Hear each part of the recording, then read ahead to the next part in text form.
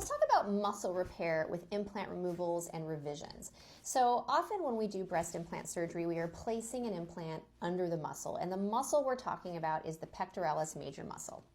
So when we're lifting this muscle up, we're often separating it right here from your chest wall and a little bit right here.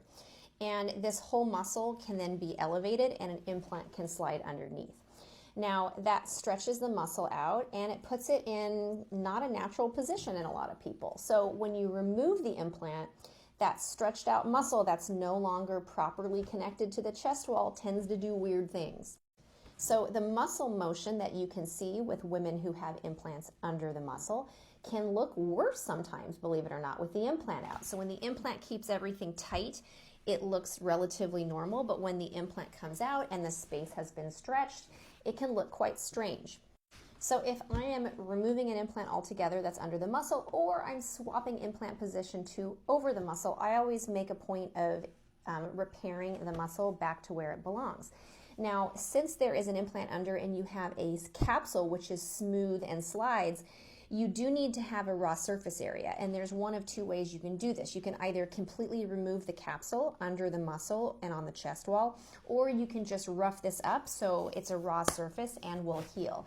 And then I suture everything down to the chest wall with a big heavy duty stitch, a dissolvable stitch. I don't love permanent stitches in the breast, as I've talked about before. So sometimes I see absolutely wackadoodle-do things with the muscle when I go in there for revision surgery. So when you've had a lot of surgery like you're describing above, sometimes this muscle is off the sternum all the way to up here. So you end up with like a wad of muscle that's in this upper outer quadrant of the breast, which is a difficult problem and a little bit harder to repair. Some of the other things I see are splitting the muscle. There are some surgeons that will split the muscle in half when they do breast augmentations because they believe it allows for better projection or sticking out of the implant. I don't love that idea. So sometimes I don't just have to fix it here. I also have to fix a split in the muscle right here. It really just depends on what you encounter. For patients with long-term contractures, especially 10 plus years old, their muscle is often all the way up here. The contracted implant kind of shoves it up and it's a little fibrotic wad, and it can be really difficult to unroll it and pull it back down.